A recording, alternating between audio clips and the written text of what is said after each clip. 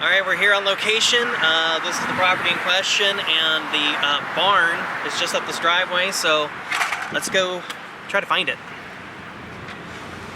So we heard about this, I don't know, maybe a week ago, and I've seen the pictures. It looks good in pictures, but sometimes pictures are deceiving, so I'm hoping that it's good. And if it is good, you're looking at the next Two Car Pros project car. It's going to be an LS swap project.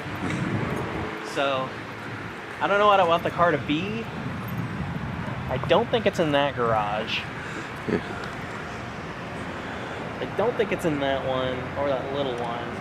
They said it was behind a chain link fence. I don't know what that is. And they said there's a motor home back here too. Well, I see the motor home. And a school bus of all things. That's funny. Gate open. Oh, that looks like a barn. Check it out.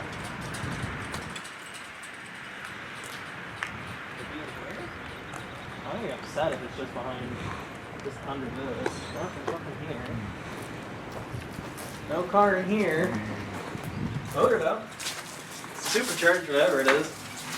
I'm sure someone in the comments will tell me what it is. It's an inline 4 with a supercharger. I couldn't tell you offhand. It's cool though. Okay, not in here. There's an old motorhome, car hauler. Looks like another motorhome. And a school bus. I'm sure a hipster or someone will turn that into a motorhome. Cool. Let's have you in here, right?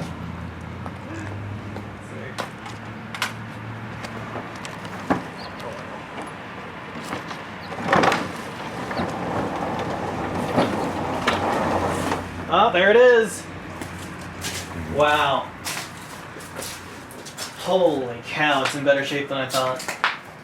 So this is a 1956 Chevrolet Bel-Air in a very decrepit building. See, this beam collapsing is what I was worried about. I saw this in the pictures and I wanted to get this car out of here before the whole roof just collapses on what I'm pretty sure is an absolutely stunning car. It looks like it's in really good shape. It looks like it's the original paint, if I had to guess. The battery's still connected, the lights just came on inside. And the interior looks absolutely mint, which is incredible to me. It looks all original inside. Wow. Wow, this car looks like $1 million freaking bucks. Well, let's get it out of here so we can look at it in the light. There we go. Wow.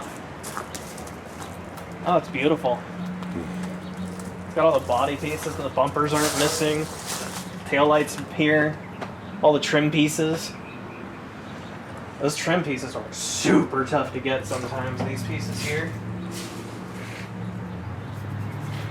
It's in pretty good shape. I don't even think it really needs paint. I think it's fine. What if it runs? Let's try it. He's supposed to be in it, so that would be unreal if it just ran. It's not bad in here at all. Usually old cars really stink, but this one's fine. I've never driven a Bel-Air. I've never been in a Bel-Air, so this is my first time being in one of these cars. I've always loved these cars, and finding one in a barn is like hitting the lottery. Let's see if it starts. That'd be wild. I was told it runs, but you know how that can go. All right, let's try it. Pump the gas a couple times. Well, did more than I thought it would. That's not good.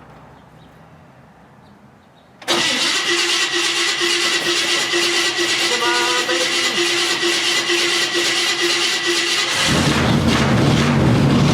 It actually starts. It's running great.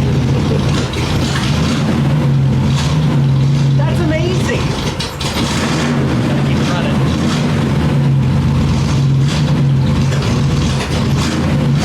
Goes in reverse. It moves! I am up.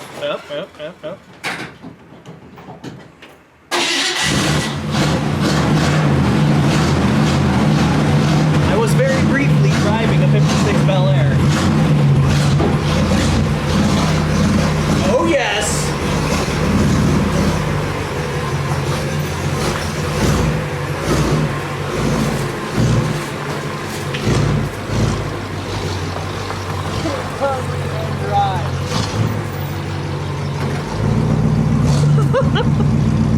most incredible thing that's ever happened to me. Oh, that had to be one thing. Door handle fell off. That's okay. I can fix that. Wow. Listen, it's idling by itself completely fine. That's incredible. Whoever had this car took incredible shape of it, and I'm very grateful to have it now. I want to let it run a little bit so the alternator or generator, whichever one it has, charges the battery a little bit, because who knows how long it's been starting. I'm actually impressed that it started and ran right now. So while it's doing that, we can definitely pop the hood and look at it. Oh, it's got a 265 in it, clearly. Wow. It's running like a top. And look, the engine's orange, which means it goes fast. Those are the rules. So if you're in the market for a, used car, classic car, this is really what you're looking for, something that's really well taken care of like this. And as far as I can tell, there's basically no rust. It's smoking just the smallest bit here on the passenger bank.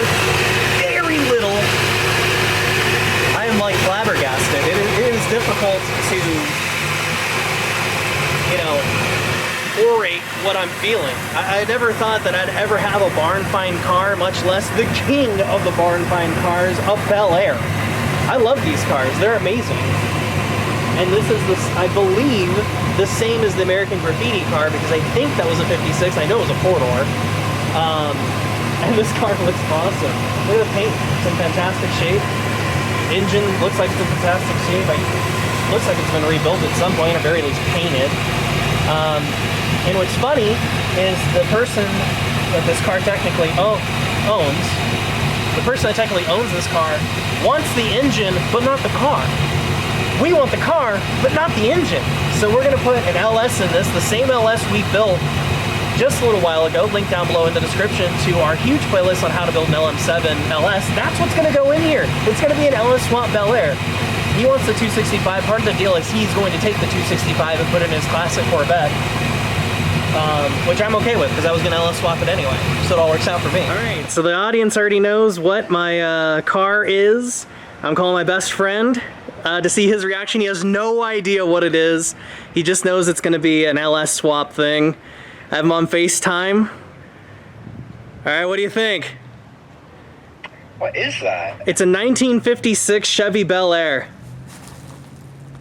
Oh, nice. Right? Very cool. Dude, it's gonna be dope. It's super nice inside too. I backed it back into this garage. I was thinking you were gonna get something too light and it's gonna be too unwieldy. No. Dude, this thing's all mint inside too. Check it out. It's like cherry. Yeah. Looks nice, actually. Like super cherry. Yeah. The thing is super cool, bro. I can't wait to show it to you in real life. It looks so much better in person too. It's crazy. Dude, all you gotta do is LS swap it and then disc brake front and you're good. Yeah, right? That's exactly what I was thinking. Yeah. All you gotta do. That's all you gotta do. Pretty cool. Yeah, dude, it's dope. I'll shoot you more pictures when I get back too. I'm gonna load it up and take it back home, and I'll be clean. I want to clean it, that's for sure. But it's got the original paint, I think. Yeah, I mean, I would keep it like that. I'm going to keep it like this. I'm not going to repaint it. It looks too good, and it runs and drives. I just drove it. You're going to take a car that's cool and just make it more reliable. Yes, that's exactly what I'm doing. Yeah. All right. Perfect. I got the best friend thumbs up. I appreciate it, bro. All right, man. I'll talk to you later. See you, Doug. All right, so my dad's going to help me load up my Bel-Air onto my truck and trailer. Bel-Air is already running. And actually, we're in a pretty special place, because if you're a fan of the channel and you've seen our very, very early videos with my dad in them, they took place right back there in those doors. So that's pretty cool. My dad and grandfather actually bought this place in 1985 and sold it in 08. And that's when we started doing Two Car Pros full time. And I came in 2013 and started doing the YouTube stuff. So a little history lesson for you. But enough of the sentimentals out of the way. Let's put the Bel-Air on the trailer. All right, it's loaded up. Sorry we didn't film it going on there, but the camera had a little hiccup and just decided to stop filming. So that's fun. Maybe instead of a new car, I should buy a new camera. Priorities. So on these U-Haul trailers, they're absolutely awesome. The only thing I want to mention, a little tip from me to you, is on the front here, this ratcheting mechanism that actually holds the tire to the trailer can move. side to side. So if you didn't know that and you tried to ratchet it down like this and you think, oh yeah, you're good to go, the car will hit a bump and then it'll shimmy and then it'll be loose and it has the potential of falling off. So you want to make sure that the carriage here for the ratchet assembly is dead center in the middle of both front tires before you ratchet it down. Here's another little towing tip from me to you. Around the rear here, you have the front 2 tires ratcheted, the normal way from U-Haul, which is great. But another tip I have for you is they always come with these hooks in the back, and you're supposed to wrap that chain around there, and it's supposed to prevent, the car falling off and all that. What I found is much more effective is if you get a ratchet strap tied here, go around the differential, don't pinch any brake lines. You can go in between the brake line and the differential, and then come down and ratchet the heck down out of it. And the reason you want to do that is because the bounce from the trailer when you're going over bumps and the suspension on the car can work in tandem to actually lift the butt of the car up enough. I've even seen them where one wheel hops over there and ruins the car and trailer and causes all kinds of problems. So just take the extra couple of minutes. 1 ratchet strap is all you need and your car will be perfectly safe by the time you get to your destination. All right, my Bel-Air is nice and loaded up. It's time to tow this beauty home.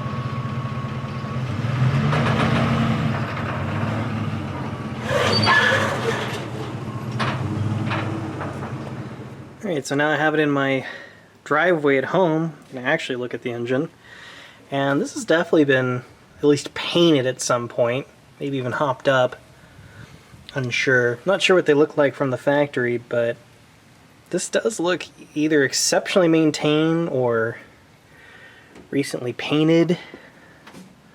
Thought this was interesting. They've got like a log manifold on the driver's side, even though there's like plenty of room to go that way. I'm sure that's probably original. The exhaust isn't original though, it looks new. This burp tank definitely isn't original. It looks like made like the 2000s or so. We can see our fuel filter feeding our fuel pump into a hard line, to another fuel filter, which is awesome, into, I believe that's a 2-barrel. Yeah, it's a 2-barrel. Couldn't tell you which one off the top of my head. I kind of love where the battery tray is on these cars. Just ratchet strap it in, it's fine. It is. But it's all complete, it's all here. Got a generator. Looks like it's been converted to 12 volt. I don't think Duralast makes 6 volt batteries. Got a windshield wiper motor. Manual brakes. But you don't see that on plastic parts anymore. Kind of hard to see. It says made in USA. Wow, this car is in absolutely outstanding shape. I mean, you can look down at upper and lower control arms. Those look great. Where the motor mounts actually attach to the cross member looks amazing. Back on the frame rails, even back there, looks great. Core support looks incredible. The front grille looks great. Everything about this car looks amazing. Even underneath, this crossmember looks amazing. There's the oil pan. That looks pretty dry. Transmission looks a little drippy. It looks like it's dripping a little bit right there. A little drippy. Not bad though, especially for how old the car is. See what I said about the exhaust being new? That definitely isn't stock. Looks okay though. I'm on the driver's side of the car underneath it. This frame. Full frame? Yep, full frame car. You can see on the other side. Only thing I see that we could replace is these body mount bushings, but those are really easy. Even the rear suspension looks pretty okay. Rear differential looks a little leaky. Not bad though. It's probably fine for right now. Eventually I think I'm going to replace that rear diff. As you know, it doesn't have like a posi traction or any kind of limited slip function. Pretty sure it doesn't. It looks tiny. Here's the part I was worried about. Right here. The sheet metal underneath the car looks like it's in incredible shape. Looks new. Awesome. Open the door.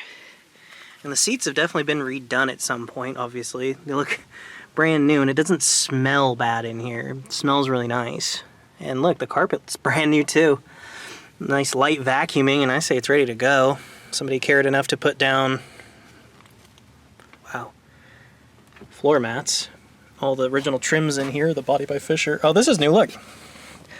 Somebody bought this reproduction. See? Somebody probably bought that in the mid-aughts, if I had to guess. It looks good though, good enough. I'd run it. There's no rust in the door jambs or anything. It's a little bit of felt's coming off, but I can fix that later. It's not felt, but you know what I mean. I can fix that. It's no biggie. Even the rear seat. Rear seat looks incredible. Parcel shelf. A little tough to see, but looks great. Again, under the floor mats. It's like a brand new car. Look, even the headliner. See? No seatbelts though. Guess just along for the ride. But the dash is in outstanding shape too. Look, I believe that's a heater diffuser. I'm not super versed in Bel-Airs. I know a little bit. I'm more into Camaros, but you know, muscle car era stuff. But this came into my life and I just couldn't pass it up. Still got the Bel-Air over. I believe that's the only speaker. The clock. Is it accurate? Let's see. It is not accurate. It's 222. Not 452. Got the 2 right though. Check out the heater controls too. Only for dad. Fan off or high. Inside air, outside air. Temperature, defroster. That's all you need, man. Lighter, of course. 50s. Everyone smoked. And lights over there. The dim dip pedal is over there underneath the floor mat. Yeah.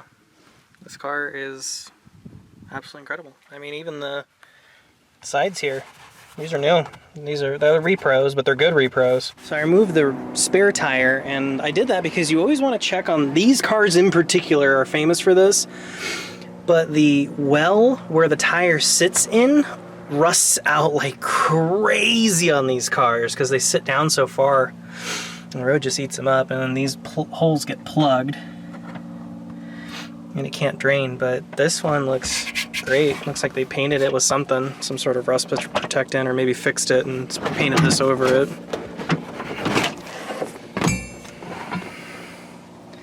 That might be the case. Or maybe they knew about the rust thing and did this preventatively. Absolutely possible. Okay, driving my new Bel-Air. Well, new to me. So what's it like driving a 1955 car, the same age as Disneyland, in 2022? Much like the same it was back in 1955, except everything's a lot faster, and turning this wheel requires some serious effort. Other than that, it's very similar. It's kind of small in here for how big the car is, which is interesting. Everything works, lights, wipers, everything, which is awesome. And you might have noticed that I called this car a 56 earlier, but because that's what I was told it was, but according to the registration, VIN number, and license plate frame, and engine paint, this is a 55, so I'm actually even more okay with that, because I think the 55 is more desirable. So what I'm doing now is just taking this thing through its paces, all registered and insured, ready to go. What it does need is some gas, though. We're not getting away from that. I'm not going to pull out in front of anybody in case, you know, it just sputters and stalls. All right, gas station open. Guess there's not a lot of people willing to pay $6.09 for gas. But when it's your passion like me, it's kind of just something you do. And the gas gauge works. We were at like a quarter tank, maybe a little bit less. So let's put gas in it. So just like a regular old car, filling it up, or first fill up. Get to see how much it costs, which is probably a decent chunk at this point. It's cool though. As you can see, I wasn't kidding, 609. That's just the way things are right now. Pump just clicked. 75 bucks, 12 gallons. The good news is now we have a full tank and we are good for storing this thing for a couple months while the shop is getting done being built. On to my next errand after the fill up is to come to my UPS store. It's right there. If you're interested, I have a PO box. If you want to send me a postcard, that'd be cool. I love postcards. So let's go check that out. I also have something I need to take back. So first errand with the Bel-Air. Take back that parcel. Well, now that my errands are all done, what I can do is just kind of drive the car around, see how it handles, and hopefully it warms up. It's been staying very cold, but that could just be, you know, faulty thermostat, or maybe it doesn't have a thermostat on that. Good. I'm just gonna drive it around, kind of where I live, and maybe try to guess some of the questions you might have for this car. Question one, I can imagine somebody's asking right now. Did you really find this as a barn find? Yes, if you can believe that. I gotta tell you, that's like I said earlier, this is a once-in-a-lifetime opportunity. I couldn't pass it up. I mean, I'm in between shops right now, for heaven's sakes. You know, it's not like this was good timing for me or anything, but you know, opportunities come up in your life and you have to seize them. You can't just let them go by. And I knew I would regret forever not buying this car for the price that I had. And you know, it really worked out in my favor. And the previous owner, so the original owner, as far as I know, passed away or got rid of it at some point, and then my family friend bought it because he wants the engine out of it for his classic Corvette. I don't know which one. Whatever came with the 265, that car is worth a fortune, and it currently has an aftermarket 350 in it. I don't know which one, from what or whatever. Don't really know too much about it. I know it's a 350, I know that. So part of the deal is I get that 350, not to put into here, but to build for the channel. So expect a Chevy small block 350 build somewhere in the future. I don't even know if that's gonna be the next engine or not. I have no clue. It could be, but I have another buddy who wants to build a twin turbo Monster LS, and that's just an opportunity I'm not gonna turn down. I also wanna do a Mopar engine, either a big block Mopar or a Gen 3 Hemi of some sort, and I also want to do an import engine like a K20A or something, or you know, a 2JZ, which would be, you know, that's like the dream one, right? Those are really expensive though. So we got a lot of plans in the future, and this plopped into my lap, and I absolutely wanted to take full advantage of it. And I've always wanted a Bel-Air. I think they're one of the most beautiful cars ever made, frankly. I mean, not as beautiful as the 67 Camaro in my eyes. But yeah, it's a super cool car. I'm really glad to have it in such great shape. Yeah, I'm driving a car as old as Disneyland, which is hilarious. This car might even slightly predate it, which would be wild. I don't know. I didn't check the build codes or anything. I don't even know where the car was made. Most likely it was made in LA, I believe. Just because this car has been a California car its whole life. And I believe that, just because there's literally no rust on it. There's very little surface rust on this car. I mean, I will say that this car is in better shape than my Camaro was when I got it. I'll say that for sure, 100%. My Camaro was in fairly rough shape when I got it. You can go back to that video, you know. But the Camaro is my dream car. This is just a car I've always wanted. It just worked out that I wanted the car, not the engine, and they wanted the engine, not the car. It really seemed like a match made in heaven, so why not?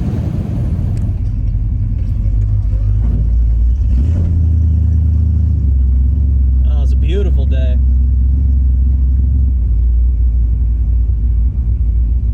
Cruising by the beach in a 55 Bel-Air. How could you ever have a bad day? So that's the story on how I found my barn find Bel-Air. I'm absolutely over the moon about it. It is going to be quite the LS swap project. I think I'm just going to make it a highway cruiser, not unlike my Camaro, but with an LS. I don't want to do, you know, anything drastic like drag racing or anything. But let me know down below in the comments what you'd make this car. I'm interested to see what you guys would say. I know a fair amount of you are going to, you know, be upset with me that I'm not keeping it original, but that is not one of the options. One of the stipulations of buying this car is that the current, or last owner I should say now, is keeping the engine, so that was never an option. LS swap is this car's future. Thank you so very much for watching. Make sure you're subscribed so you don't miss any updates on this Bel-Air, my Camaro, engine swap projects, and of course, our essential automotive tutorials. Thanks again for watching, and I'll see you next time.